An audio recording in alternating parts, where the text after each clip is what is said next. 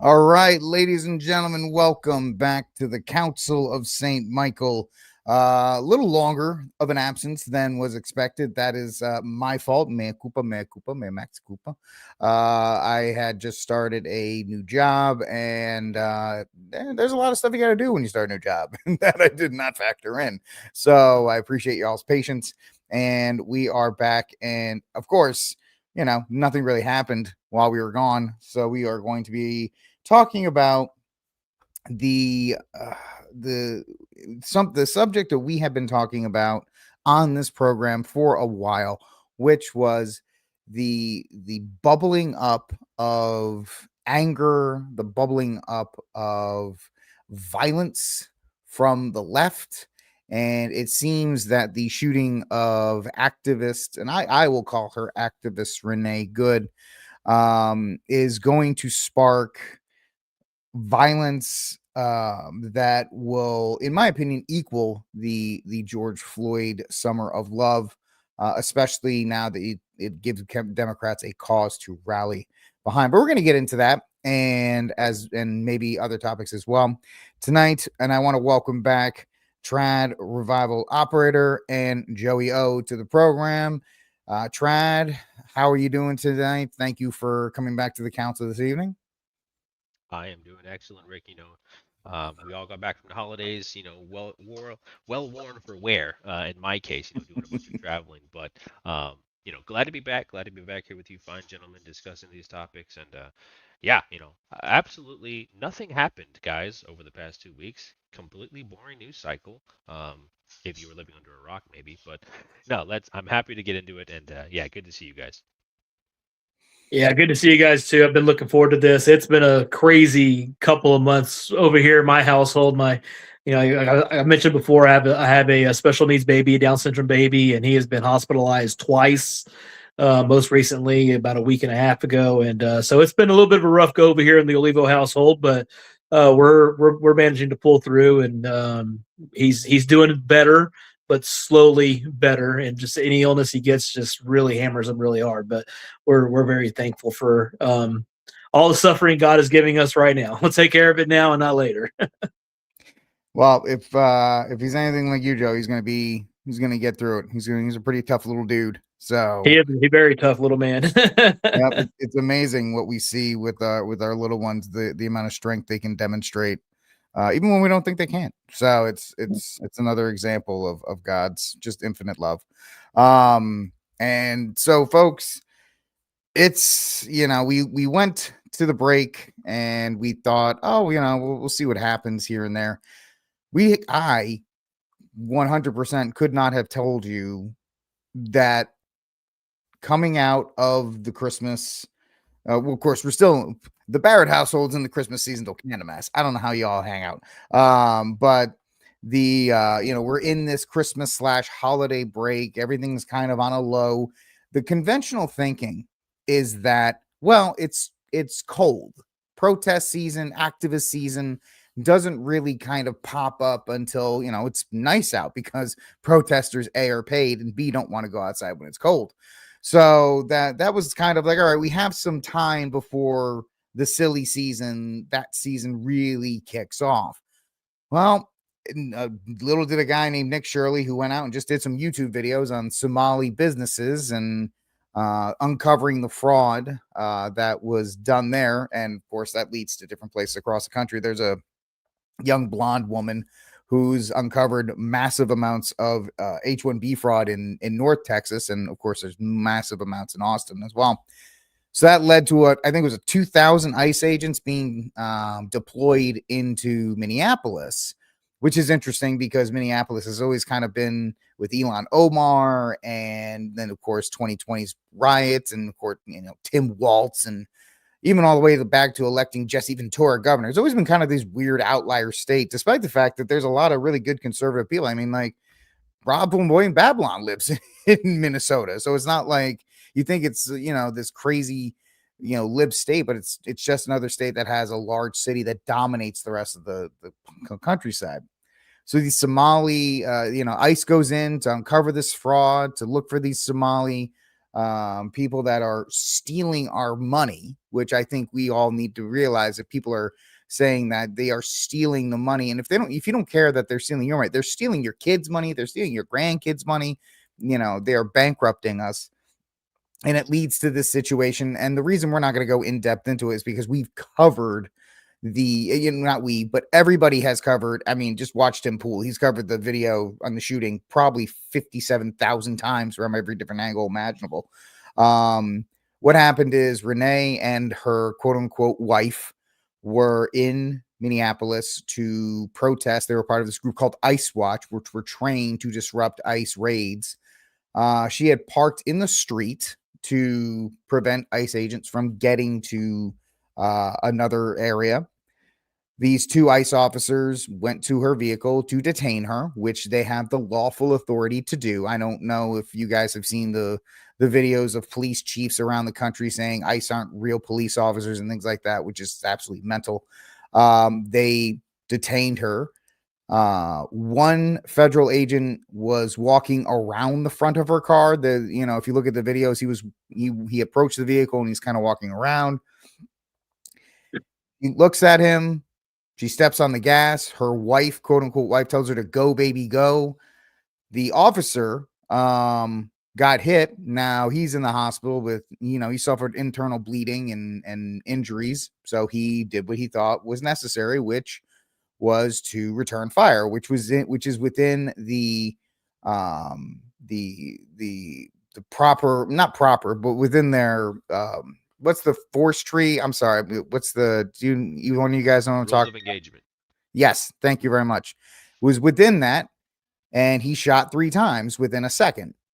Instant, he killed her. And so this has just led to mass riots across the country and mass protests and people screaming that ICE agents are out murdering single, mothers and all of these other kinds of absolutely hysterical things that are quite it makes me very nervous because we're in the cold season.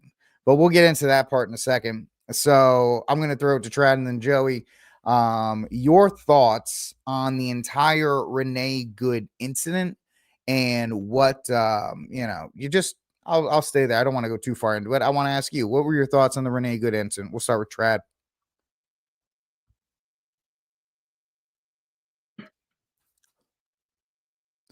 You there, bud? Or Joey can start. Sorry. All right. Go ahead, Joey. Go ahead. All right. Yeah. So, I mean, yes, I caught the news fresh whenever it first happened. That's one of the advantages of being retired is you kind of catch some of these news stories like right when they happen. And I mean, you can clearly see, especially as the day went on and more videos, different angles started popping up, you can see that she obviously hit him. You could see his legs slide across the ground rather than taking steps back. His foot slid across the ground, indicating that he was pushed by this vehicle, and we've seen some of the absolute most ridiculous comments, one by Lila Rose, who's like, shoot the tires, it's like, yeah, that's right. Forgot about Lila. Oh my.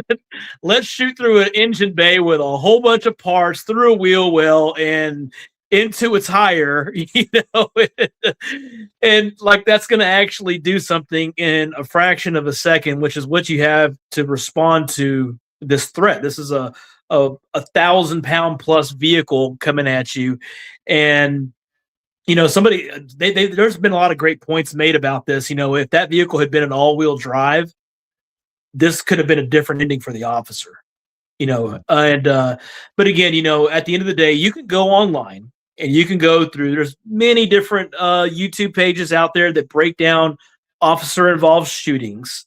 And there is a plethora of shootings just like this, where an officer engaged somebody that was getting ready to hit them or one of their fellow officers.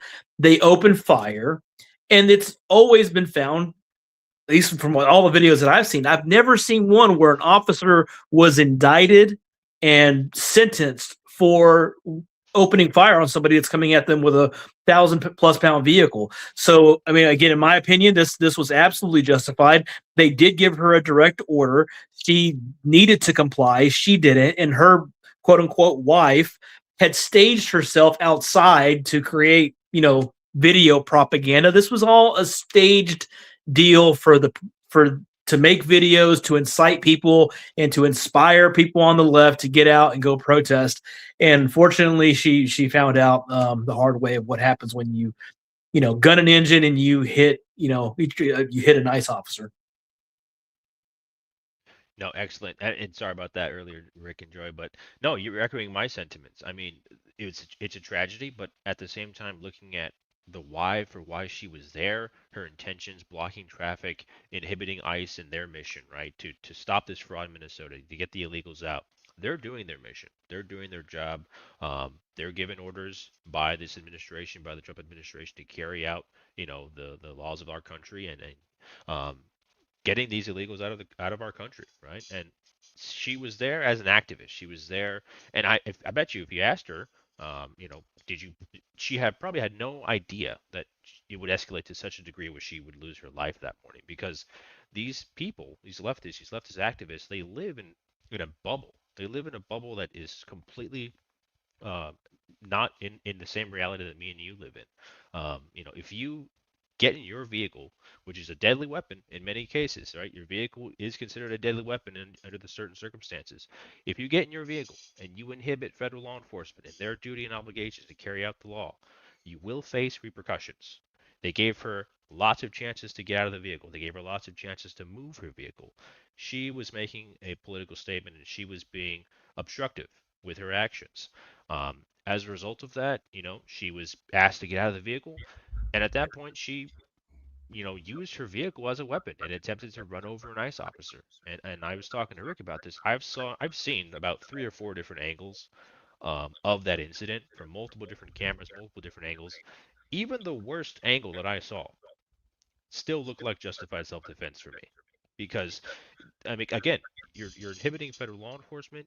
You are in a vehicle that could very easily cause grave bodily harm, can cause grave injury to anybody, let alone federal law enforcement officers. But in these icy conditions, and all the various factors that we've discussed, you know, it was a justified shoot, in my opinion. And it's a tragedy that somebody had to lose their life over something so senseless and so idiotic, right? You're she died for Somalians. Okay, she died for she died for foreigners who shouldn't be in this country, who are defrauding us of our wages, of our taxes, of our earnings, and our inheritance. And she died for people who probably hate her, who probably hate her way of life, who wouldn't, pardon me, but wouldn't pee on her if she was on fire. Like that's the plain truth of it. And it's a sad reality that we live in where a good percentage of the country don't live in the same world that me and you live in. They don't have the same worldview. They don't see things the way we see them. And as a result, this woman thought, that she was invincible, thought that she could just, run over an officer and not face any repercussions. Oh, I'm just a silly little woman. No, sorry, this is the real world. This is reality. And there are repercussions to your actions. And she sadly paid the price. But, it's an incident that should highlight for a lot of people that these people don't think like us. They don't have the same persuasion, the moral persuasion that we have, and they don't think the same way that me and you think. Yeah, and just kind of jump back in again real quick, because there was actually a release of some of the targeted raids of the people they went after and actually captured, and there was, I mean, not just Somalians, but there was actually a lot of Central and South American people that they went after who were convicted pedophiles and rapists that they went and they captured. Is like, is this who she was protecting? Is this is who you're protecting out there? And I feel bad. I really do feel terrible for her, because at the end of the day, it's pretty obvious. I think it's a safe assumption to think that and to say that she was put up to this. She was put up to this by activists. And I'll tell you, the smart activists, the ones who are running this show, the ones who are organizing these things, you will not catch them inside of a car doing what she did. They will encourage it. They will hope that it happens so that they get their martyr, and then they can create action and get Antifa and all these different groups involved. And that's what they're looking for. It's all by chance of one of you guys happens to pop onto this show and watch this podcast, you're being used. That's what you are. You are a pawn that's being used. And if they can profit off of your death, they will absolutely do it. Exactly. Great points all around from everybody. The first thing you can tell somebody when they try to say, "Oh, it's just a car. Why are you worried so much?" Well, there's a reason it's called vehicular manslaughter or vehicular homicide. There's actually law on the books for those things. The second thing is Trad and Joey brought up this point that they are living in different worlds because to them this is a essentially a game. They don't believe that, well, it's 2 points. It's a game, but it's also life or death. They think that they are, playing in Dumbledore's army or Star Wars. Or they always one of the the Harry Potter books or Star Wars are the only things they can ever reference, that they're fighting this tyrannical government that's overreaching and all of these other types of things. And so they step into these places and they are told over and over again, as Joey and Trad said, hey, you know what the ICE people are doing, it's against the law. What Trump is doing, it's against the law. All right, they don't have the lawful authority to do these things. So these people get pumped up, psyched up in their head, and they're doing the right thing and they're fighting for a good cause. And because they're doing the right thing, all kinds of good is on their side. And I know if you watch your show enough, you're going to get sick of me saying this, but when I do my LTC courses, there's a whole section on complying with police officers when you get pulled over. And I can translate it here. Folks, when you get pulled over or if you're getting detained by a federal agent, right, outside of TSA is not a real agent, but like any real law enforcement officers, in ICE is one of them, you're under their control until they release you from the accident, the scene, whatever it is. I tell people you need to comply your way through. Do you not like the ICE officer? Do you not like the police officer? Do you not like the sheriff? Yeah, that happens. Bad ones do exist. Get their badge number, then file a complaint, drag them on social media, and take them to the news. That's the way to do it. And then trying to hit them with your car or trying to yell at them or doing any of these other things. There's such a lack of respect. And listen, I am not a back the blue guy. I'm not one of these guys who like I bleed blue. I'm not that way, but I do also understand that there is a fine line between a society that has laws and complete and total chaos. And I think these people that don't want to listen to ICE and these people that are trying to talk about, these quote unquote little anarchists, but they're just spoiled rich kids who have never had a day of hard work in their entire life. They claim they want anarchy. They claim they want lawlessness. They claim they want. You don't want to live in this situation, folks. You know what those situations are? It's South Africa. It's Somalia. Like not Somalia in Minneapolis. It's like Somalia. And you don't want to live in these places. So yes, law enforcement's a pain. Law enforcement can be an inconvenience. And yeah, law enforcement can actually, they're not perfect, right? There is nobody on this earth that's perfect. They're going to do bad stuff. But overall, law enforcement is a key to a functioning society. And that's one thing that these people want. They want an end to this functioning society that we have. And that's why they put themselves in these positions to say, well, he gave an unlawful order. Guess what? When you're in that situation, he has the ability, and it is a lawful order until he releases you from that. And the more we're going to see this, and that's the problem with this Renee Good shooting, is that people are going to say it was against the law. Oh, he just walked up to her window and shot her. And you know what's going to happen, Trad and Joey? The tragic thing that's going to happen, it's going to happen again. It's going to happen again because somebody else is going to push another ICE officer, or they're going to push a state police, like a trooper in Texas or somebody to the limit. They're going to put their life in danger. And then they're going to try and build a case for why law enforcement, Trump's law enforcement needs to be done away with. And we need like the law enforcement of, major cities run by liberal mayors, which is absolutely no law enforcement. Yeah, it actually happened today in San Antonio. There was a today in San Antonio, if I'm not mistaken, I think it was today, a car rammed an ICE vehicle in San Antonio today. So it has happened again already. Just fortunately for this incident, didn't end in gunfire.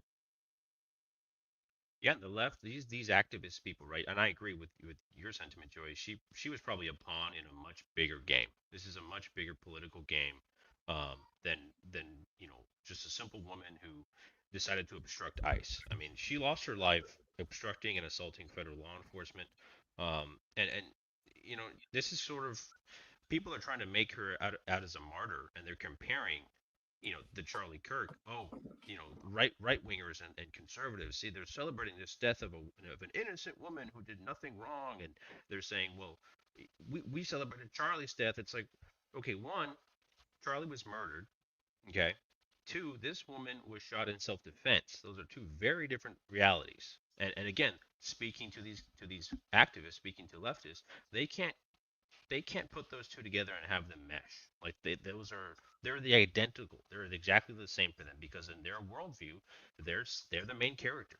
They are the hero that goes around and no action of theirs is immoral because they're fighting for the greater good. They're fighting for civil rights. They're fighting for you know name your virtue signaling trope, right? They're fighting for something good. So anything they do cannot be bad, right? That's how they view their actions. That's how they view the world in their eyes. And so, I mean, people are trying to make her out to be this martyr.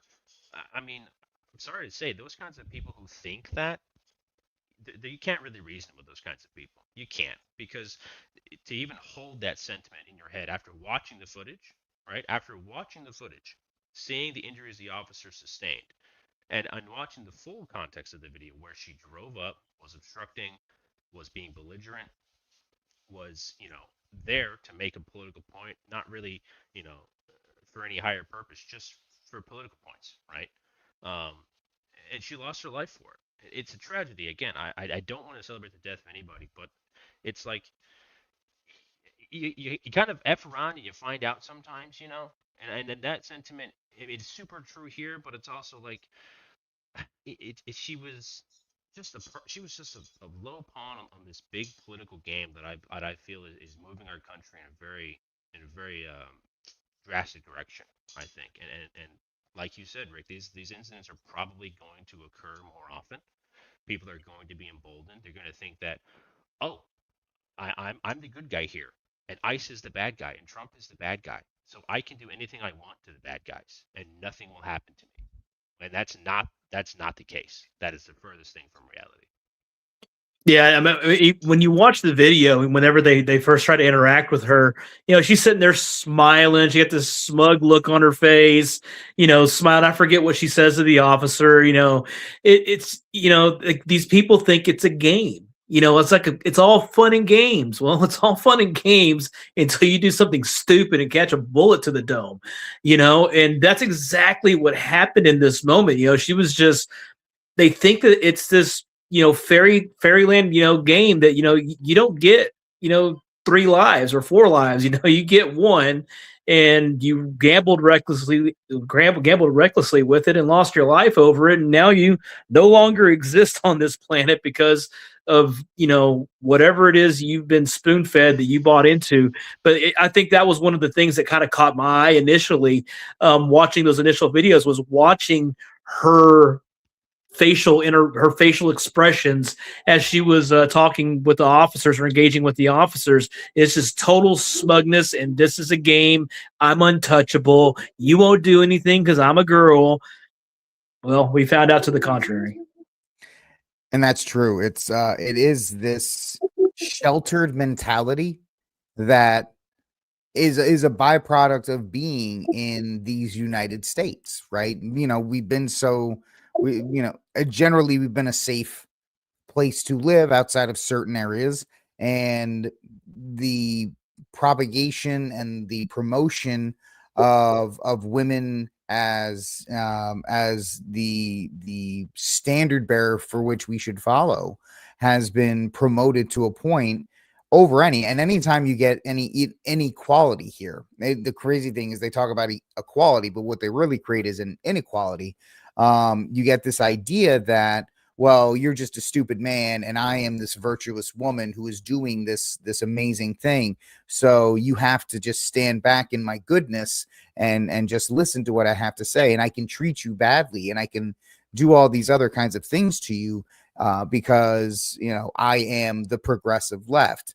And the crazy thing is, Trad mentioned earlier that these people wouldn't care about it. You listen to interviews with other progressive white women, and they're like, I don't want to shed tears over a white woman who had privilege. And it's like, you people don't even wait 5 minutes. You're out here at a protest for her, and in the same breath, they're like, yeah, but I'm not really sad about it. So it's all about the fact that this is just for the greater good. It is for the greater good, which is complete and total chaos, which is what these people want. And Joey said it and Trad said it, and I'm going to agree with them. It doesn't matter how many of these people it doesn't matter how many tragic incidents like this have to happen for them to get the general public riled up. The same general public, guys, that voted in mass for Trump to do mass deportations. Trump did not lie when he said, hey, or he wasn't hiding behind a moniker when he said, we're going to do mass deportations. The main funding in the big, beautiful bill was money for ICE for mass deportations. And when you see this kind of stuff, it's a little bit infuriating because these people are supposedly protecting democracy. Wasn't democracy enacted in 2024 when Trump won? And so the will of the people is supposedly being enacted. Why don't you guys actually follow it? But they don't want to follow it because the left in this country, the progressive left in this country, is looking for a complete and utter destabilization of what we have, because that's their goal, is to do it. And that leads me into the second point here, which is we've seen some protests. We've seen some things happening around the union for Renee Good and protesting ICE, and they're starting to try and amp these things up. I don't think we're going to see anything to the level of George Floyd for a couple more months because it's still cold out. And summer is riot season. It's not during the cold. But the idea here is that when it does happen, Trump can only put so many ICE agents in, especially when you had Tim Walz at one point say that he was going to call up the National Guard to protest ICE. You have Tim Walz saying he was going to do that. You had the police chief in Philadelphia say that they were going to go arrest ICE officers. You have multiple district attorneys around the country saying that what they're doing is illegal and they're going to step in. It's going to get to a point that I actually think the George Floyd riots are going to be an afterthought between this upcoming conflict. Some would dare say, in a sense, a civil war between the left controlling states, left leaning states, and the Trump administration and the DOJ trying to enforce the law. And the last thing I'll say before I throw this to you guys is it's not a coincidence that it's happening in a midterm year, right? Just in time for the midterms, we're going to have chaos and anarchy coming this way. So just some initial thoughts on that, Joey, and then Trad. Yeah, I mean, we are coming into those midterms, and the left needs to get their far left base fired up, because that's who they're going with. They're going to go with that far left base. They definitely want to get those guys out to vote and all their dead relatives. And we are, we have. I guess we're very fortunate because we're like in the middle of a La Nina season this year, so we actually had a pretty mild winter, which I think has kind of egged on a little bit of these protests. But I think you're absolutely right. I think we are going to see quite possibly, if there is another incident like this, or maybe even if there is another incident like this, I think we're going to see mass anarchy kick off. And it's not going to be pretty. And again, we're starting to tread onto this territory of, I'm going to call up the National Guard to take on, the ICE agents. Well, what happens if Donald Trump goes, you know what, I'm going to send in troops to counter the National Guard? What do we do then? I mean, what is that face-off going to? What's that face-off going to look like? That's a scary thought to think. I'm going to have armed National Guards armed active duty soldiers, like, what are you going to do? And that's something for all you active duty or National Guard weekend warriors up there in the Minnesota National Guard. Like, you need to really start to contemplate, what are you going to do if you're given those orders? And I mean, thank goodness. I mean, and that's the other scary part too, because what did we see in 2020? What did we see during the lockdowns? We saw law enforcement. It's like, well, I don't want to do this, but it's my job. And if we have a lot of those kind of people out there, well, I don't want to go against this, United States Marine Corps, U.S. Army active duty, but I got a job to do. It could get really nasty, and I think we are kind of entering into this accelerationist, like what the accelerationists have wanted.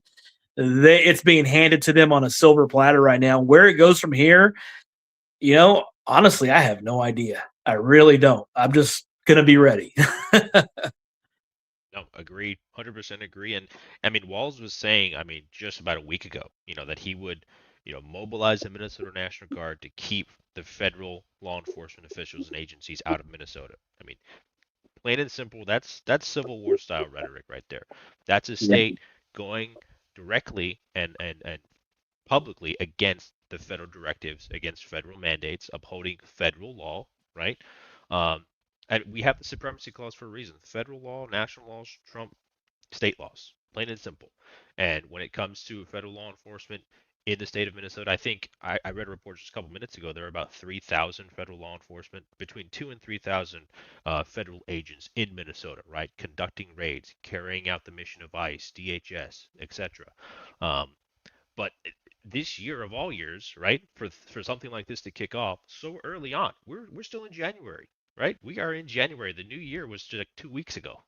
You know what I mean? And to start off the year like this, um, where you're having these kinds of events, and like you said, we have a feeling. We just know this is going to get worse before it gets better, and we have to be ready. You have to be prepared for that kind of reality, because it's much closer than a lot of people think. It's not just rhetoric. It's not just crazy paranoia on our part.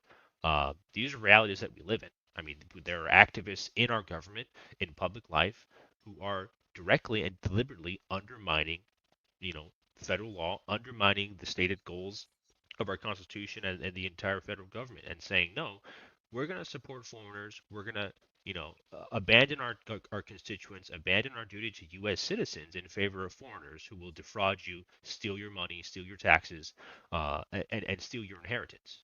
And so you have to be ready for these kinds of situations. And I think, like you guys were saying, it's going to get worse before it gets better. Yeah, I just want to pull this up. This is the police chief of of Philadelphia.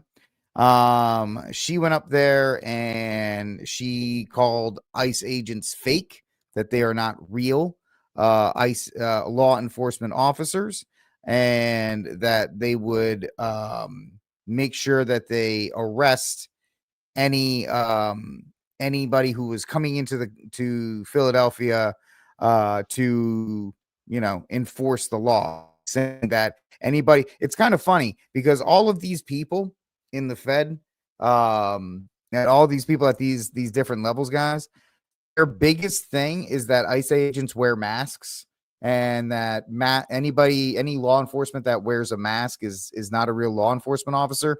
Although 6 years ago now we can say law enforcement officers were wearing masks because they were dragging people out of their businesses and shutting down homes and things. But Krasner, I think that's her name, said that any ICE agent is going to come to Philly to commit crime should get the blank out of here. That's the district attorney. That's a district attorney saying he would charge, arrest, and prosecute those agents. Then Bila called the ICE officers fake wannabe law enforcement. These are federal law enforcement officers. You don't want this smoke because we'll bring it to you. That's the sound of a lady playing. That's somebody who's playing cop. You don't want this smoke because we'll bring it to you. Ma'am, that's the federal government you're talking to. I don't think, I know you think you sound tough right now because and I will say this with as much irony as possible. The restraint of Donald Trump, who does not usually, who just kind of flipped, the other day he just flipped off a Ford worker at a factory. It was kind of funny. So, but the restraint of Donald Trump is not marching into these places under federal law at this point, and the majority of people supporting him to do these things. And so these people are standing there, guys, puffing their chests out, say, do something about it. And of course, when they do, they're going to cry and say he did something about it because he's Hitler. So it's really as Trad just said, it is a lot closer than I think anybody wants to admit, because I don't think to admit it would really kind of send a cold shiver down your spine, because there's no exit ramp. We talked about it in previous shows, guys. Where's the exit ramp? Doesn't seem like there is one at this point. The chief law enforcement officer in Philadelphia is supposed to calm the temperature down, not say, bring it, Trump, and see what happens. No. Yeah. You just don't do that. Yeah, the irony of her saying that ICE, right, which is a federal law enforcement agency under the Department of Homeland Security, okay, is a fake fake law enforcement agency, right? She is a diversity hire. You are a black female police chief, okay? You are a diversity hire. If anybody is a fake cop, it's you, okay? Not DHS, not ICE, okay? You're the diversity hire saying that federal law enforcement is fake, and you're inviting confrontation by being belligerent and aggressive and undermining federal law. Okay, good luck with that, right? The last guy who said, oh, come get some, we snapped him in the middle of the night, and now, he is in a penitentiary somewhere. We have an El Presidente now. We have him. You could just go grab them. They're for free. I have one El Presidente in my country. You could just have them for free. So that's neither here nor there. But yeah, it's totally absurd. And the fact that that kind of rhetoric is even tolerated, right, at any law enforcement position, right, saying we're not going to comply, we don't agree with you, we think you're fake, and we invite you to come change our minds. It's like, okay, you're just asking for trouble. You're just asking for things that you don't want to happen, because if it does happen and Trump does decide, okay, I'm going to call your bluff, what do you think is going to happen? You're going to have federal law enforcement rolling through the streets, right? And doing your job for you, because you've already shown that you're incompetent and unwilling to carry out the law. So, yeah, absurd from that police officer, from that chief right there. Yeah, and I kind of the only thing I'll really add to that is that I kind of take these press conferences when they're puffing up and acting like a rooster or something. Is I kind of take it more. It's like a dog whistle for your far left Antifa type groups that are gonna, when they hear that, they're gonna go, oh, I can go now. That's our cue. We can go to Philadelphia. Philadelphia is going to be a safe place for us, where we're going to be able to go and do what we want to do, and law enforcement is going to be told to stand down or not do anything. And so this is going to be a place where we can operate and kind of create wreak havoc, or do whatever we want to do, burn the streets, burn cop cars. I guarantee you, if this thing kicks off, every single city who has done a press conference like this, you're going to see those cities burning. Yeah, well, it's the worst kept secret out there that any major city in these United States, any of them, is a haven for left-leaning ideology. They pride themselves on that idea that it's left-leaning ideology, that they're so progressive. It doesn't matter. You can go up and down. Maybe some cities in Florida, but not all. I mean, there are, even Florida's dealing with progressive mayors that they have to deal with as well. So these places will kick off. And then this is the thing that, the part that you don't really want to talk about, or that can make people nervous when you think about this, folks. If it does kick off in even 5 or 6 major cities, the Trump administration is going to be overwhelmed. It's just that simple. There's not enough. The statistics are always out there. There is not enough law enforcement for the amount of people. I mean, the number was 330 million for the longest time. It's probably 360, 370 if you count all the people that are not supposed to be here. Either way, if you went with a 330 number, there's not enough law enforcement out there to do that. And I'm afraid that there's going to be essentially a human version of a DDoS attack, or I think that's what it is. It's a computer attack, or where they just overwhelm a system and they cause it to shut down. If you do something like that, and it doesn't take a lot of people to shut down a city. Look at what happened in Mumbai in the early 2000s. That's my biggest fear, is an attack like that, and it's happening, especially in a blue city that doesn't have guns anyway. But the idea is, folks, is if this goes the way we're, the three of us, we may not be thinking it, but we're seeing it. And there's an area, there's Trump can call every law enforcement officer, every National Guard out there, and it's not going to be enough. So there is a possibility, and I'm not trying to scare you, I'm just giving you an outside possibility, one of the examples, the spinning wheel, whatever you want to call it, where you are in a city, you are in an area where there is no help coming. And that is a possibility that could happen. And I don't want it to happen to any of us. But if it does go the way that the left could try to make it happen, you would, be in a place where you're on your own. So I wish Catholic Prepper United was with us tonight. Angel was with us tonight, because he had a great tweet when the Minneapolis protests were popping off. He's like, it's time to bug in, folks. You need to bug in. Don't leave your house and activate your preparedness plans. And I think that's something we should all think about, is making sure, and I know we've all talked about it on this show, 2 weeks worth of food minimum, water, supplies, backup power sources in case your grid is overwhelmed, access to food or any of these other kinds of things are overwhelmed. Because in the summer it may happen. If we can't find a way to calm the temperature down, that is absolutely a possibility of happening. Yeah, it's yeah. I mean, you need to absolutely have a plan. Avoid downtown areas if at all possible. If you do have to go, doctor's appointments and stuff like that, make sure you have an egress plan in. Make sure you have an egress plan out. Make sure you have supplies in your vehicle. People like myself, my color of my skin will probably help me out, because I can probably move. They probably won't stop me, because they might assume that I'm one of the undocumented. But brush up on my Spanish a little bit, maybe. But again, yes, I think you draw a very good point, Rick, because like you said, the DDoS attacks, it overwhelms the system. It doesn't take a lot to do it, and we've seen even today. We've watched how you get these hackers involved, these foreign agents involved. AT&T and Verizon went down today. It didn't affect my phone for some reason, but I had family members that were like, their phones were affected by this outage today, and some of their phones were stuck in SOS mode. What are you going to do then? And it doesn't take a lot to overwhelm a system. That's a great point you made. And so if at all possible right now, if you haven't started and heeded our advice, you need to go now and make sure that you have a couple of weeks worth of supplies to feed your children, to feed yourself.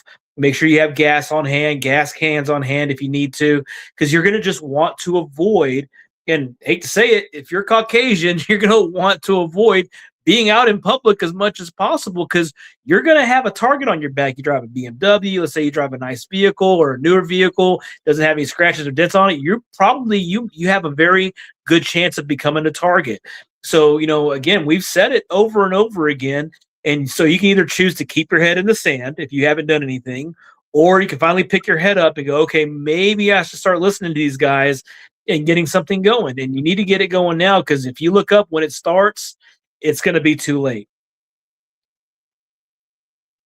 Excellent. No, I don't have much to add between that, but no, if you're not preparing now, make sure that you're going out, getting the supplies that you need, making sure that you're making those connections with your neighbors around you, with your family, because again, it could always it very well could get a lot worse than it is right now, and so you have to be prepared. You have to be ready, if not for yourselves, for your family, for your friends, etc. But no, I 100% agree with Joey there. Make sure you're prepared. And if you have to bug out, bug out. You need to bug in, but make sure you have a plan. Yeah, and I think a lot of people kind of default to, well, I'm going to bug out. There's a high possibility the roads are, I mean, there was a couple years ago, there people in Seattle, they were just sitting on the highway. They were just sitting on the highway blocking traffic.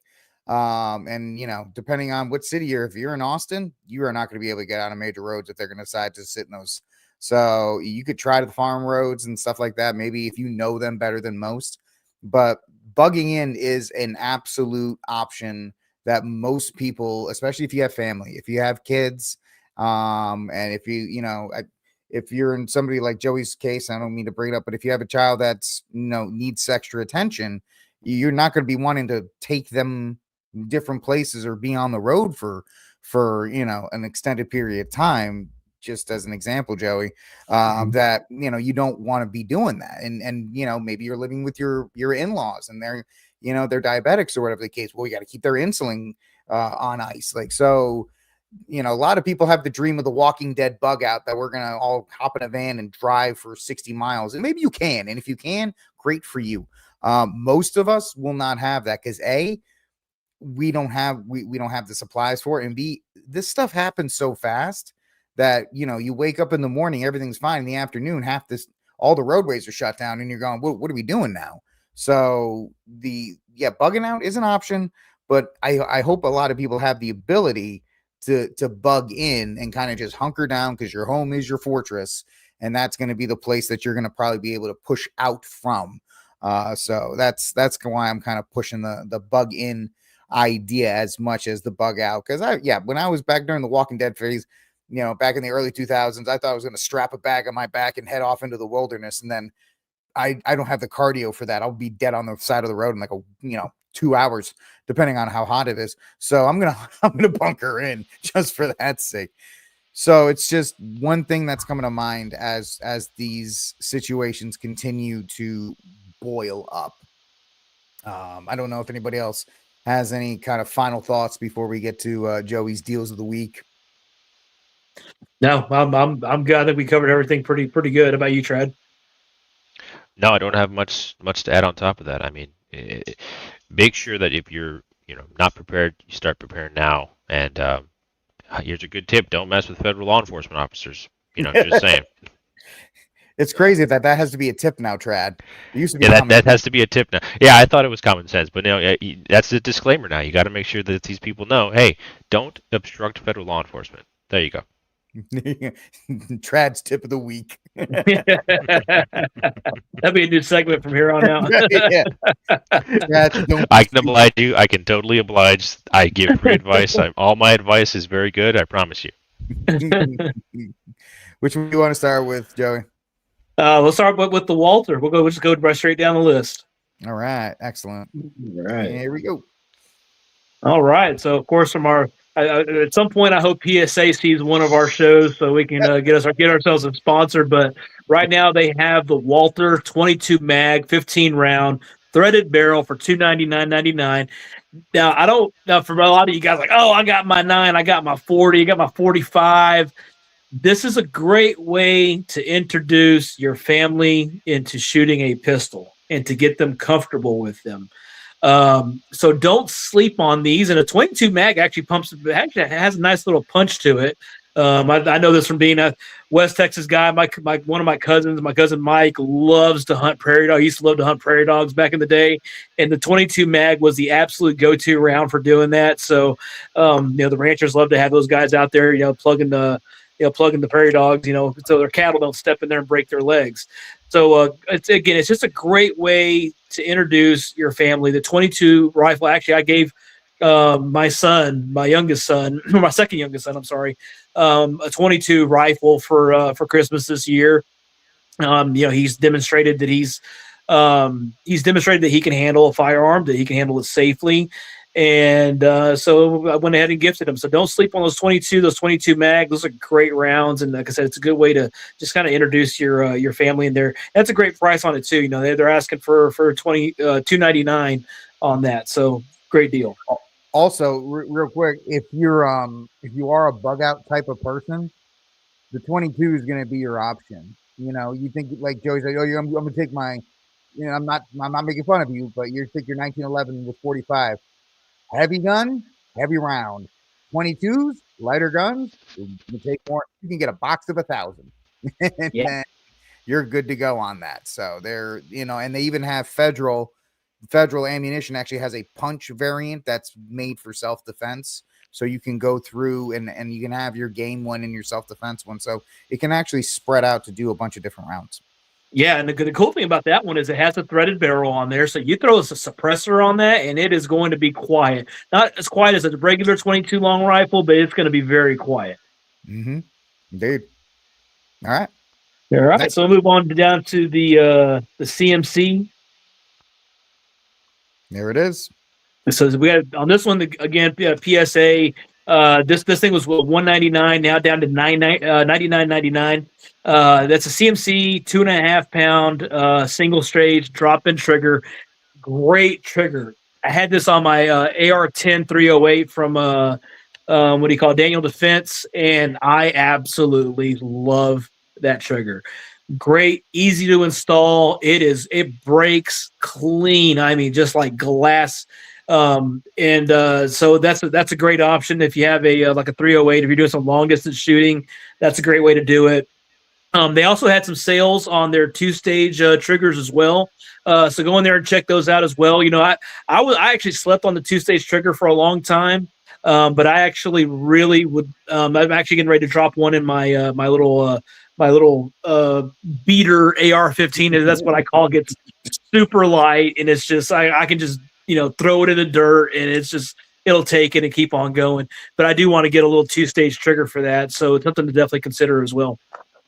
No, that's an excellent deal. I mean, and we've talked in weeks past about building out your AR, things like that.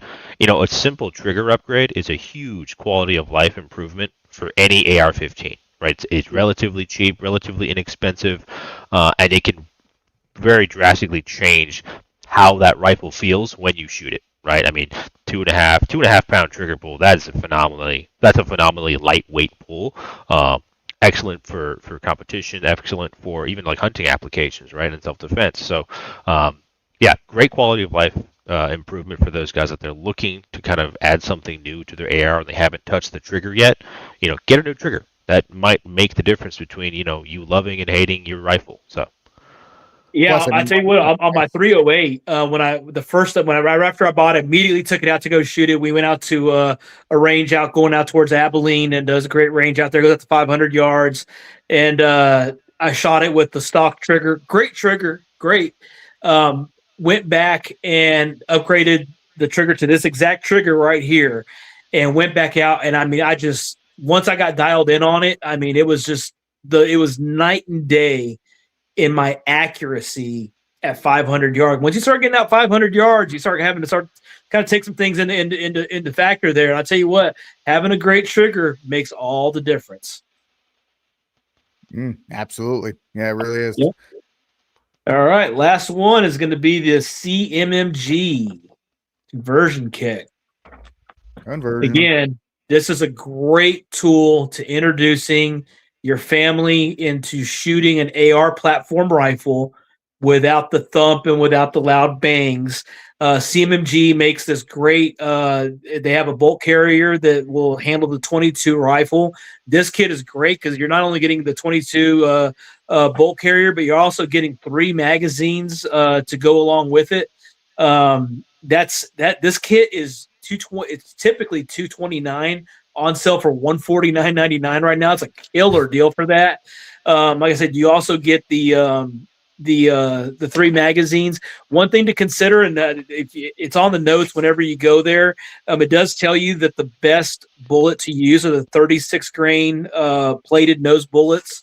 For this, I've heard people can shoot different types of rounds out of it, but they're telling you right here, you get 325 round magazines and to consider using the bullets that they recommend. And anytime a manufacturer does that, you should probably go ahead and do it just to make sure that it's going to work and cycle properly. But again, it's a great way to introduce your kids, your spouses into shooting the AR platform. And then you can work them up into the actual 223 round once they get comfortable with safety, using the selectors, putting the magazines in, bolt catch release. That takes time, for guys like us, it's easy. We can 2 minutes and you're like, okay, got it.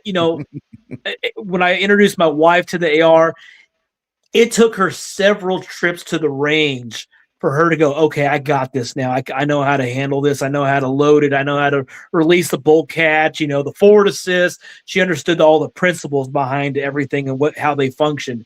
So again, this is a great way to just introduce them into this, into the world of shooting and shooting a 22 long rifle. I mean, it's a great round. It's fun. Like you said earlier, Rick, I mean, you can buy 550 rounds for just a few bucks and shoot all day long, and this is something I go back with some of my fondest memories. We go visit my grandparents down in South Texas. The one thing my dad always did before we left, he made sure my 22 was in the truck, and he go buy a 550 round box of federal ammunition. And when I got there, I could just have at it, and those are some of the best memories of my life was doing that. So, definitely go out and take your kids shooting, take your spouse shooting. An added benefit to conversion kits like this too is that it can help you train too. Like with guys who have ARs that are already built out, and looking at 5.56 prices, some of these rounds that there are 50, 60 cents a round for 5.56, you can get 1,000 rounds for 22 long for like a quarter of the price that you would for 5.56, and you have the same ergonomics, you have the same style magazine. You can drop this conversion kit into your AR if you want to do some light blinking, light duty training. Just get reps in. Just go get the training in and save yourself some heartache, on your wallet, because you're shooting 22 instead of 5.56 or 2.23, right? So it's a great, it's a great training avenue as well for guys who want to just, I don't want to, blow a couple hundred rounds of 5.56. Let me just go drop, a couple bucks for 22, and I can just shoot a 500 or 1,000 rounds, right? I mean, it's a great way to kind of, stretch out your training and give you those reps that you need without breaking the bank. So that's another great addition for these kids, and many like it. Yeah, and one more thing also, guys, definitely consider, don't just go to a traditional gun range. Now, obviously, go to a traditional gun range, get familiar with your firearms, then go home. Once you're comfortable, go home and find a training, some actual application training for, running, shooting.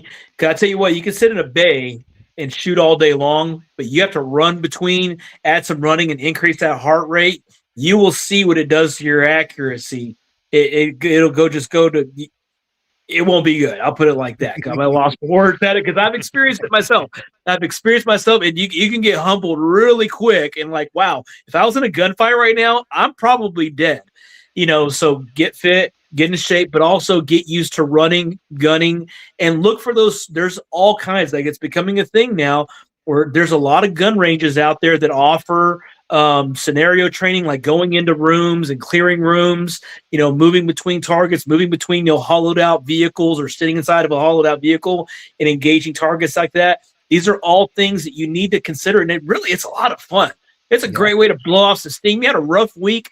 Nothing will cap off and, a rough week for me than going to the shooting range. I mean, it's just a great time to just blow off some steam. And every time I do, and I walk out and I hit that fresh air again, I'm like, that was great. I will say, my range, the team that I work with, 2 weeks ago, we did a class, low light training. So we took 6 guys into the bay. We set up a course for them, and they brought their flashlights, and we set up the course, and we had them go through the course with the light. Taking the light, FBI, different types of lighting positions and seeing which ones worked for them and which ones didn't. And it was a lot of fun. It was a lot of fun to see them work through that course. So the course, if you want to reach out to me, if you're in the Central Texas area, we have beginner handgun, level 1, 2, and 3, where we go everything from introducing you to what a firearm is, to drawing from a holster, to low light training. So it's out there. You just have to look for us. We even do AR classes, right? We do everything from here's your AR, this is the bolt release, and this is all the stuff that people don't know, and all the way up to advanced AR tactics and things like that. So it is a lot of fun, and you can find us. We're there. So I think Joey's completely right. I call all of us, myself included, that's when I say this, we're all hole punchers. I'm the best hole puncher there is. Because when I go to the range, I'm just punching holes in paper. That's all I'm doing. So my firearm right now, and I make the joke that I hope my gun is nothing but a hole puncher. for the rest of my life. I hope it is nothing but a hole puncher. But we get into bad habits at the range because we know the backstop is there, and we know that this piece of paper is not, coming at us with a knife or another gun or just the threat to harm us. So we're just kind of, yes, we want to have fun. It's a great time, but at the same time, we also want to build those good habits. And yes, the basic fundamentals of shooting, grip, stance, sight alignment can be done at the range, but at the same time, that if that's the highest level of your training, it's going to be difficult for you to win the scenario that you're potentially going to be in. So, all right, guys. Well, thank you all so much for hanging out with us tonight. I am going to bang the gavel and end this Council of St. Michael. I want to thank you all for hanging out with us. God bless and Viva Cristo Rey. Viva Cristo Rey. Good night, y'all. Viva Cristo Rey.